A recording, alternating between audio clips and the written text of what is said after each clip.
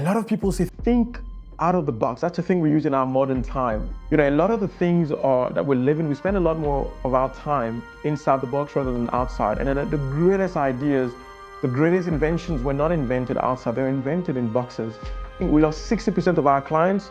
So that means 60% of our income. We're living on 40% of our income, which is not possible. We had a child coming on the way, and we were struggling. And we didn't have friends to call. I mean, we didn't have it. We couldn't go to a coffee. We were just in our house. And it's crazy in that level of restraint. We said, what can we do? And I started sitting down with myself and said, surely there must be something I can do. No money, nothing. Because the failures have shaped the business into what it should ultimately become. But the challenge is that with failure comes mental depression, self-doubt, financial expenses. It's from within these troubles and these things that we can be creative. It's crazy the amount of perspective you gain by immersing yourself into an environment that are completely uncommon to you. It's risky, but your life is in your hands. And once you succeed, it's not just about people you hire and the impact that you have in the business and the community.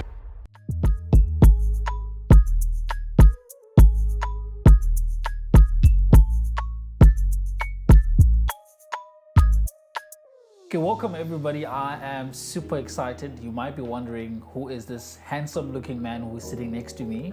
It's our amazing guest. I'm gonna allow him to welcome himself in a moment.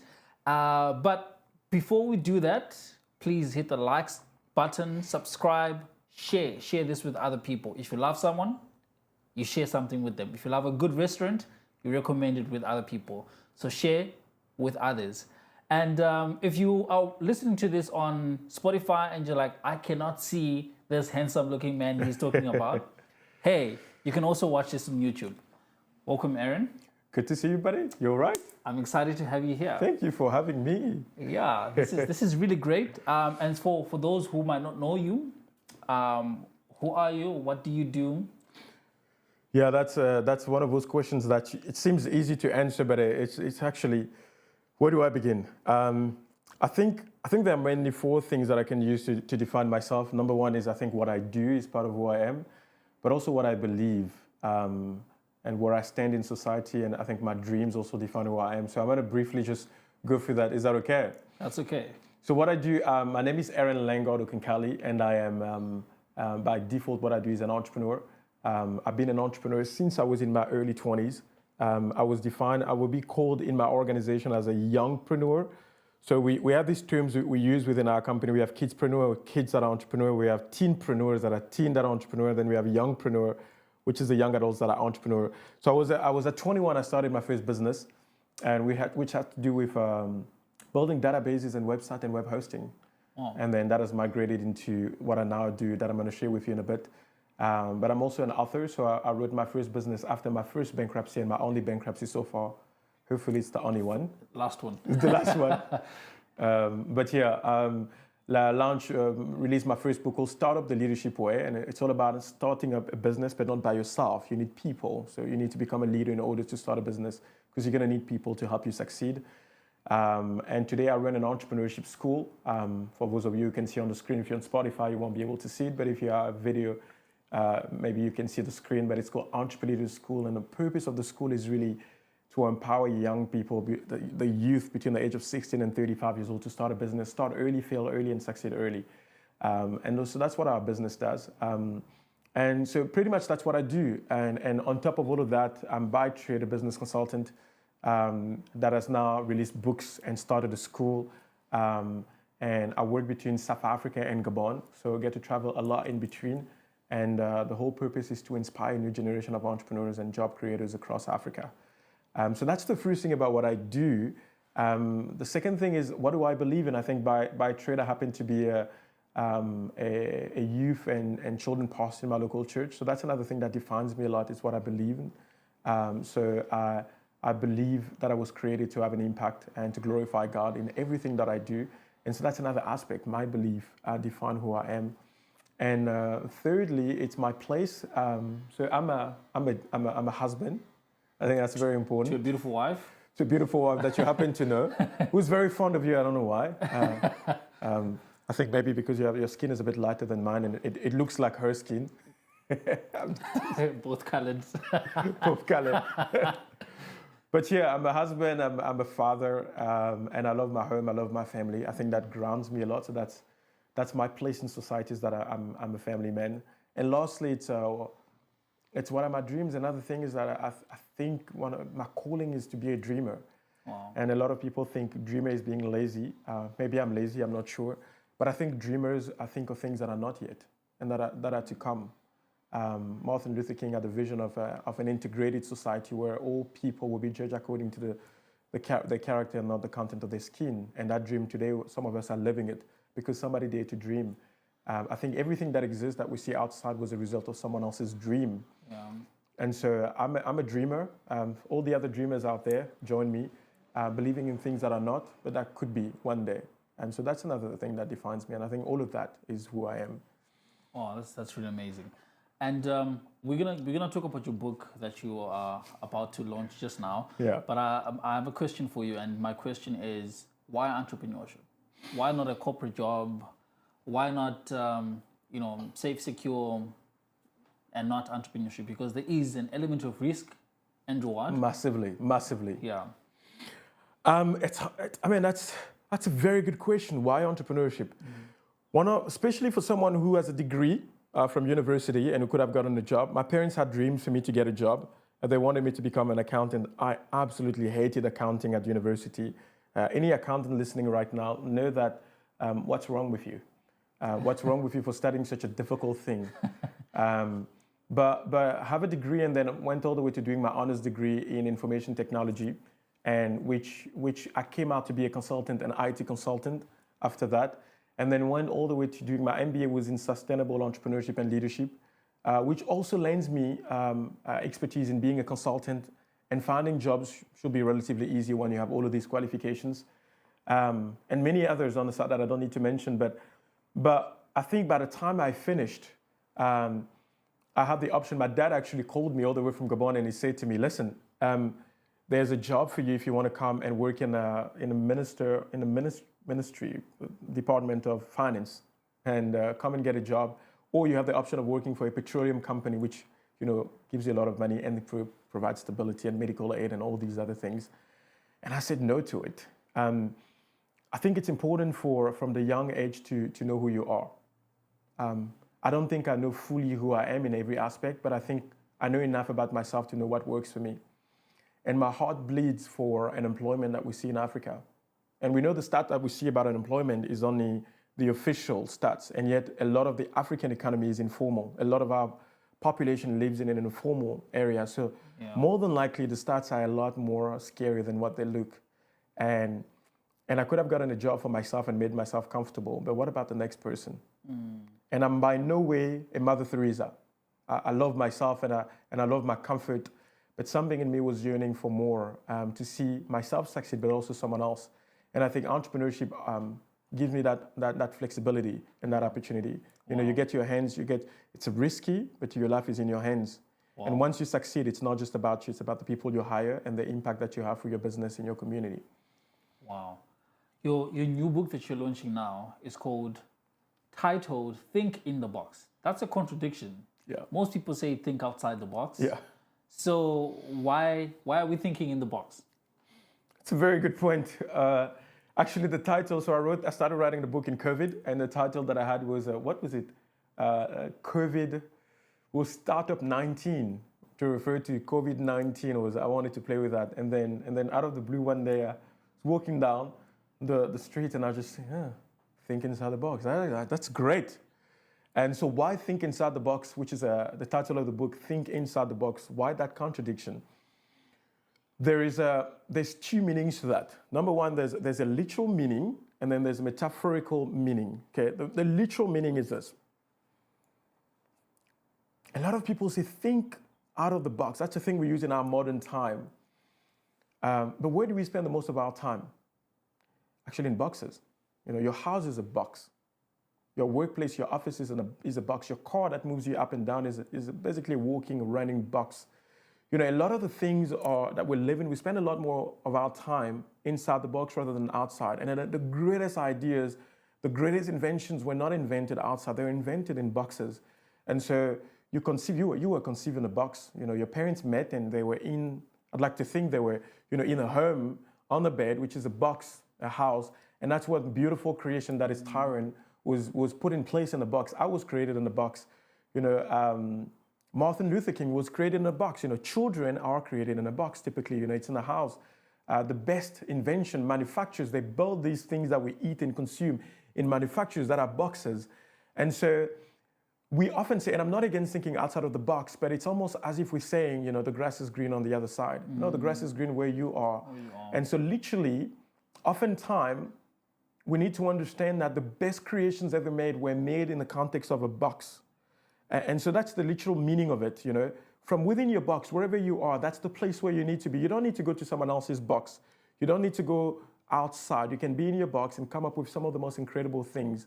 And if you think about anything we see was created within a box, that's literally, but that's not the deep meaning. I think the deeper meaning and the metaphorical meaning, the metaphor behind the box is the concept that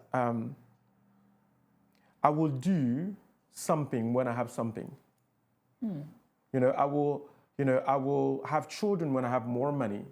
I will start a business when I have a bit more money. That's almost thinking that I will do, when I get to the part where the grass is green, I'll be able to do something. People always think they need things to come in their situation or they need to be in a different situation to do things. But that's not true. When you think about Africa, what comes to mind? When you're a European, you think about Africa, problems. The roads are not great. Governance is poor. Poor leadership, a lack of resources, just poverty. That's what we think of Africa. And oftentimes we think Africa will be developed. Guess what? When we have the resources, when we have the better governance, when the roads are better built, and all of these things. I'm saying, actually, no. It's from within these troubles and these things that we can be creative. And so boxes refer to constraints. Metaphorically speaking, they refer to the constraint that we have around us. No, we don't move forward once we get out of the constraint. We move forward within the constraints. So let me ask you this. What are all the challenges that I just listed right now that seem like, we can't do anything about it? You look at the most developed economies in the world. They didn't wait to have the resources to build. They built from scratch. Germany was destroyed after World War II. They used that as a strength to build up. And so the context of think inside the box means, if you're a young entrepreneur considering business, I want you to stop thinking, I need to have all the money in the world before I can get started. No. Start with what you have. Your constraints, Ty, are not against you. What happens when you're in a box? Less distraction, more focus. When you're outside, it's hard to focus. There's so many things going on. But when you are in a box, less distraction, more focus. And what do you focus on? On what you have in your hands. When Steve Jobs launched Apple, he didn't have the money. What did he have? A good friend called Steve Wozniak, who happened to have the skills that he didn't have because he didn't know how to build a computer. Steve Jobs wasn't rich. A lot of the most successful entrepreneurs that we have right now didn't come from rich backgrounds. They started with nothing. They start thinking about what they could have and focus on what they had in their hands. So Steve Jobs had a vision of what the computer could look like, but he went to someone, he thought, what do I have in my hands? I've got a friend called Steve Wozniak. He knows how to build computers, and he uses expertise to achieve his vision. Always, the most successful entrepreneurs started with what they had, not what they could have. And that's the concept of thinking inside the box. Literally, instead of thinking of what you don't have, think about what you do have within your small box of challenges. So let's think about Africa. What do we not have? And I'm going to finish with this example. China. We love China. They're probably going to take up the world now from the United States at the top leading economy in the world. They're moving, the currency is becoming greater than the dollars. In the next few decades, we're actually going to use, what is the currency? Chinese yuan. The yen. We're actually going to start using the yen more than we do the dollar. What made China so big? A problem. What was a problem? Overpopulation. Now we see that as a problem, overpopulation. You know what they decided to do? The government sat down like entrepreneurs and they said, how do we turn this problem into an opportunity? What did they do? They had such a great population, 2 billion, I think it's something like It's 1.5. 2.5. 1.5 billion. 1.5 billion for one country, not a continent that's close to the continent of Africa in size. One country with almost 2 billion people. They realize they have so many people, that means they also have so much expertise. So when in Africa we have 5 accountants, in China as a country, they have maybe 25 accountants. So therefore, the cost of an accountant became cheaper. The cost of a lawyer became cheaper. And that became attractive to the companies in the United States and in Europe. It became cheaper to hire an accountant that is in China than to hire an accountant that is in the United States. So as a result of that, a lot of companies started exporting out of Europe and out of America to set themselves in China. And America ended up building China by these companies. They ended up buying the local currency, building the yen, and their weakness became their strength. They didn't think of another, they thought within the box of their restraint and then innovated. That's really amazing. And do you think that for someone who is currently going through problems, currently going through issues where they are having to make a decision between, okay, I'm having to go and find a job or do this, and do you think that it gives them the luxury to think in the box and be innovative, or they have to think about their stomach? It's a very good question. Listen, I cannot deny the reality, the depression, the struggle that you go through when you're looking for a job. Mm-hmm. There's a real depression, there's a real struggle, there's a real anxiety, especially when you have other people relying on you and responsibilities and dreams, and it doesn't seem possible. Let me share my personal story, because I think personal stories actually do make a difference. So the whole idea of this book came out in COVID-19 because obviously nobody was allowed to get out. You had to stay in your house, which is your box, and you couldn't move. Students couldn't go to school. They had to stay at home. And only the students whose, the better schools were able to move their students online because their parents had Wi-Fi and the school had enough budget to do that. But the poor school, the government schools couldn't do that. They were stuck. The kids just had to stay at home. And for my school, for example, we meet in person. And so we had to go move online, and it was a real struggle. And a lot of students said, we can't afford it anymore. We can't afford your school anymore, because people also started reprioritizing where the money goes. Yeah. So my school was no longer a priority for them. Yeah. They're like, sorry, we can't afford it. We need to save our money for food. And we're sitting at home, my wife and myself, thinking, how do we live? Because you still have to pay for food and all of that. So we were now in a box. Our opportunities had been restrained. Our clients were losing. We lost 60% of our clients. So that means 60% of our income. We're living on 40% of our income, which is not possible. We had a child coming on the way, and we were struggling. And we didn't have friends to call. I mean, we couldn't go to a coffee. We're just in our house. And it's crazy in that level of restraint. We said, what can we do? And I started sitting down with myself and said, surely there must be something I can do. Wow. No money, nothing. And then this idea came to mind. Because once again, no more distraction, no nothing, no going out. All you have to do, all you have is yourself.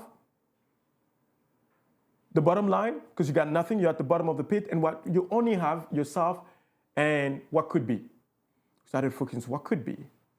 And I said to my wife, listen, you're so good at connecting with people. I mean, you love her. I know you love her. Mm-hmm. She's just good at connecting. She's very social. And I said, you have people with deep pockets, don't you? She said, yes. I said, we are losing students, not because they don't want to do our school anymore, because they can't afford it. So could we connect online with the people that you have and tell them we have students that are sitting at home right now who can't go to school, but could learn entrepreneurship and start something in their room and sell it online? There are people right now who have deep pockets who would love to sponsor and be part of something like that. So we put in place, I had the skills. So I designed a website I said, let's call it Entrepreneur Leaders Foundation. I designed a website. I went online to register it once again with what I had, registered a business online, created a website with my skills. We didn't have any money. I only spent 100 Rand to buy the domain name. That's it. And then another 100 Rand to buy, to host the website. That's it. Put the website online with my skills.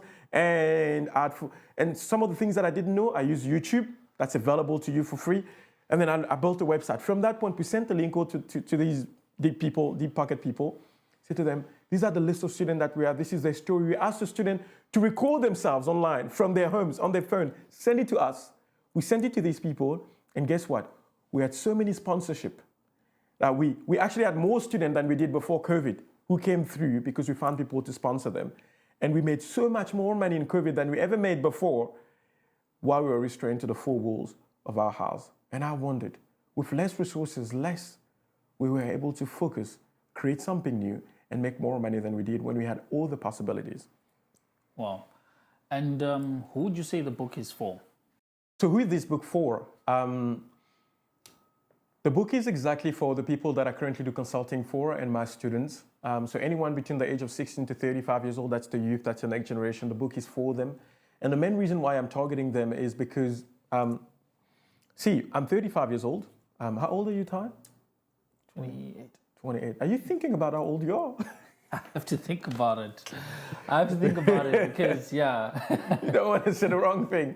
Yeah. But you see, by the time, this is the best age to start, in my opinion. Why? Because you have less liabilities. Sure. By the time you're more than 35, usually you've purchased a home or you're in a process of purchasing a home. You have children or a child. You have a partner or a spouse. And all of these things come with financial requirement. And so at which point, it's harder to take risk. Yeah. So it becomes easier at that age to actually get a job because you got to worry about your dependencies. But when you are 16, 17, 18, early 20s, you are studying, you are still dependent on your parents. So they're looking after most of the expenses. And as a result of that, you can take risk that someone my age can no longer take. And unfortunately, more than likely, your first business is going to fail. Your first idea is going to fail. Your second one as well. Your third one, all the way to possibly only the 10th one, will you succeed? And it's not a bad thing. The failure is actually what shapes, because the failures help shape your business into what it should ultimately become. But the challenge is that with failure comes mental depression, self-doubt, financial expenses, that when you're at that age, you can afford to go through. You can't afford to be depressed for that long when you have a child at home and dependencies that are on that level. But when you are 16, 17, all the way to 20, 25, and you still have your parents helping you and supporting you, you can justify failing. Failing is a good thing. It's an absolute great thing. So I'm targeting people whose risk, what do you call this? Their risk propensity is a bit higher and they can afford it, if that makes sense.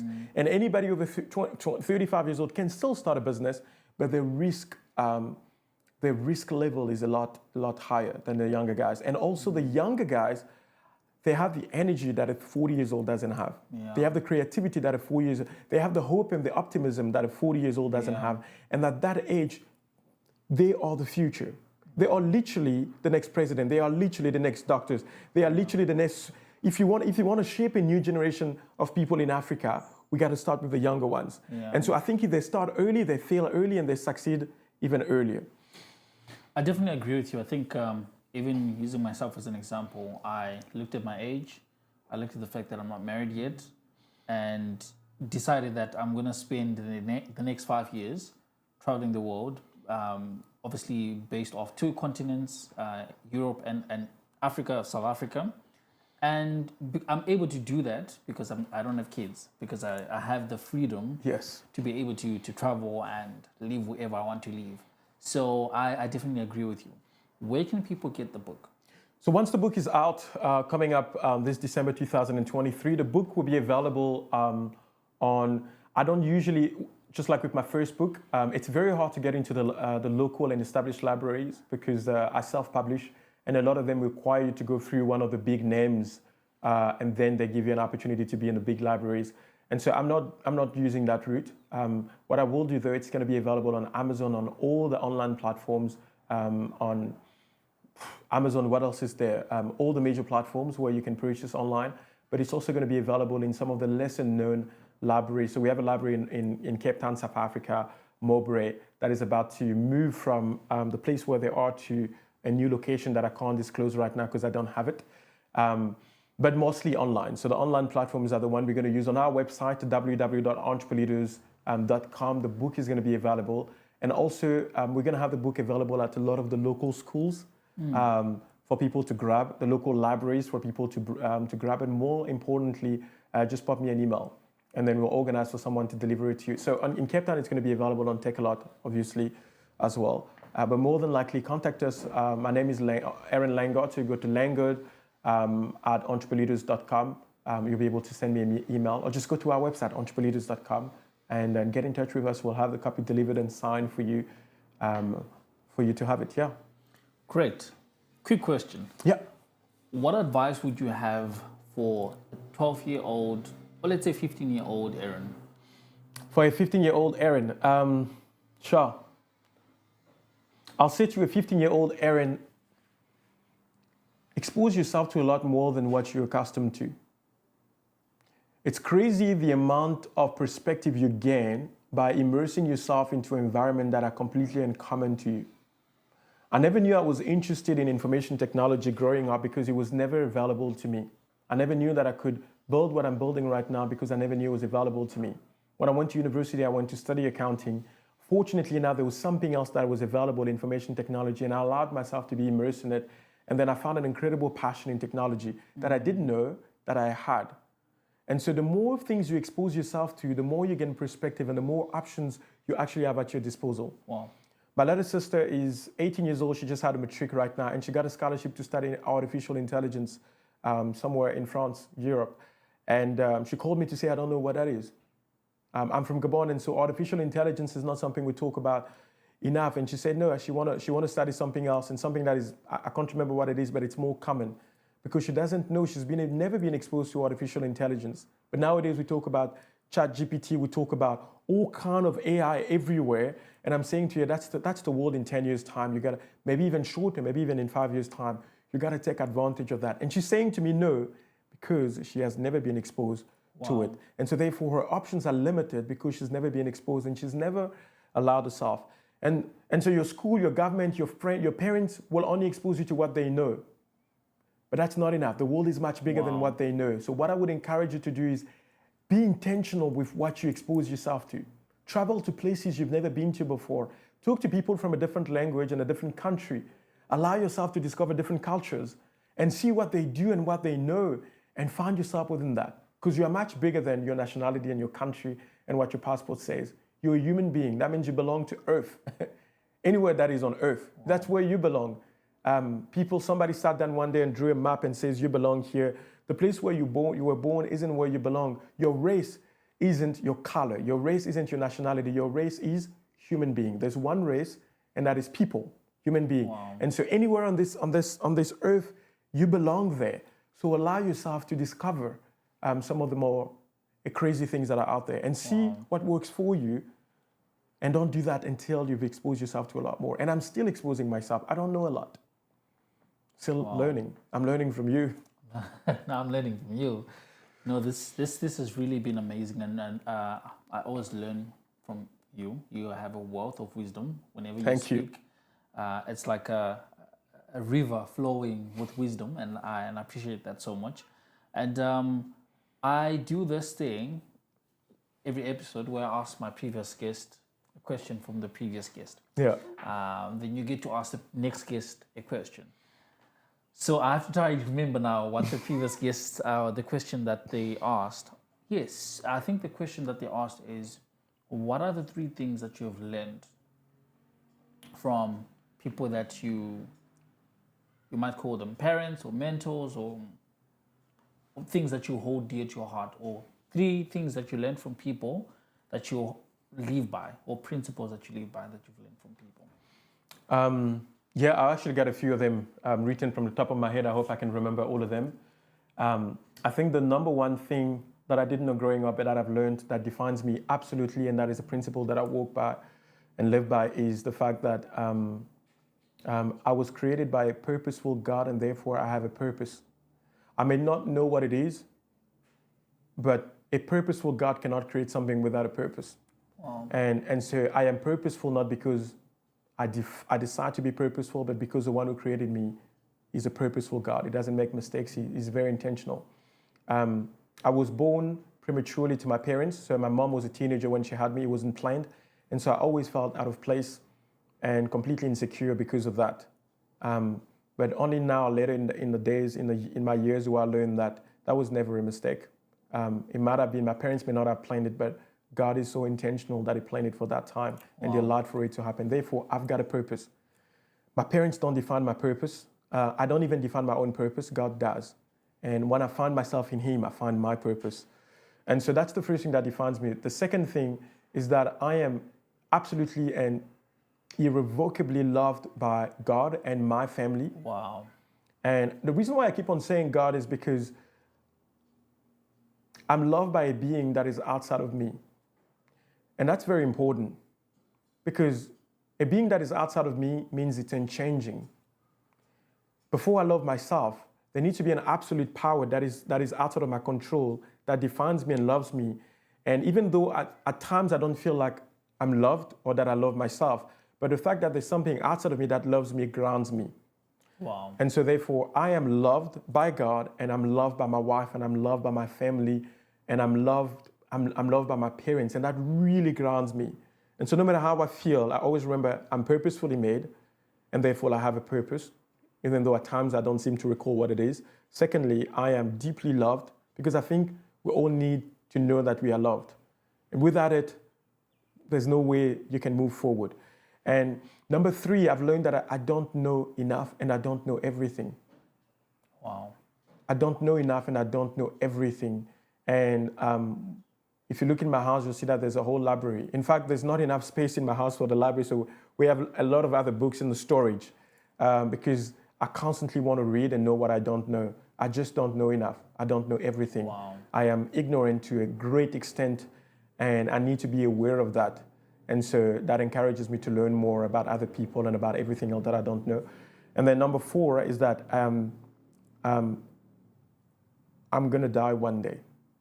And after my life, there's going to be an eternity. And where I spend eternity is determined by the choices that I make in my life right now. And so I need to be careful with the choices that I make right now, because that will determine my eternity. But also, the way that I live my life will impact this world, even if it's in an insignificant way. And so I need to be careful with the choices that I made, because one day there's a Spanish priest. His name was Bartolomeo de las Casas. And when the European discovered America, I think in 1492, they took the Indians to go and the Amerindians to work the land, the original Americans to work the land. And the way they wanted the land to be worked was too hardcore for them, and so they died. And so this priest, Bartolomeo de las Casas, suggested, I've been to a place called Africa, and people there are robust and strong, and let's go find them, let's go get them. And so the Portuguese, and so they came to Africa. And because of that man's decision, Europeans came to Africa and colonized us. And today we still live the consequence of that colonization that you see in Africa and all over, trauma of centuries and centuries of slavery, decided because a man had a thought, shared that thought, and acted on that thought. That's why I learned this in high school, guys, believe it or not. I've never forgotten his name. Wow. Because my life has been impacted, my ancestors' life, and as a result, my life has been impacted by his choice. I forgive him for that, but I realized that the choice somebody made in the 15th century impacted so many generations that it comes all the way to me today. And when I walk out and I live in this beautiful place called Gardens, and surrounded by a lot of people from a different color. And oftentimes when I run down the streets here, they pause the car, they look to make sure I'm not a danger to them in my own continent. And that is because someone in the 15th century made a decision to invite people to come and colonize us. Wow. And so my choices of today, and I get a lot of them wrong, forgive me, but I carry the weight of the consequences of my actions. So everything that I do right now will determine my eternity, but also will impact one another, the generations after me. So these are the things that I live by. Wow. And what question do you have for the next guest? The next guest, my question for the next guest would be, what are you leaving behind? What are you leaving behind? And a question that you asked me some time ago, I think, do you want to have more people at your wedding or at your funeral? That's my question. Wow. There you have it. Thank you very much for joining us. I really enjoyed this. I learned a lot from you. Thank you. And hopefully we can do this again. And I'm looking forward to it. Get to unpack more. And yeah, I really appreciate it. Yeah. On record, I'm saying this on record. I'm actually interviewing you as well we have guest speakers for our webinars all the time. And I love the work that you're doing. Wow. Not just in Cape Town, but I know the work that you're expanding across Africa and your project to fund businesses across Africa, which we need massively. Definitely. And my country needs it. Definitely. So I'm going to interview about the work that you're doing. I want to go to Gabon. Come on. That's the spirit. Let's build this continent, bro. Definitely. There you have it. Thank you very much, guys, for watching. This was amazing as usual, but this just topped it. We just went on to another level because our guest today was just amazing. Thank you. Like, subscribe, comment, and see you next time.